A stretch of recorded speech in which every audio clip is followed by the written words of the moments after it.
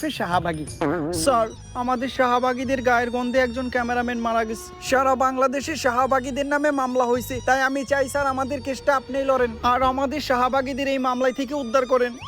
আমি অন্যায়ের পক্ষে আছি, যেহেতু শাহবাগীদের কেস তাই আমি লড়বো আর ওদেরকে জায়গা মতো ভরবো। বাহাত পাহে না গন্ধ হয় সুটকিতে, প্যান খুলা স্যাপ দিয়ে দিম গোপুটকিতে।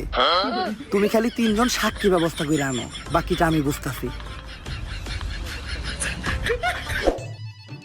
এ বুবা, টুপিটা দে, আজানের সময় হয়ে গেছে, নামাজটা পড়া লাগবো।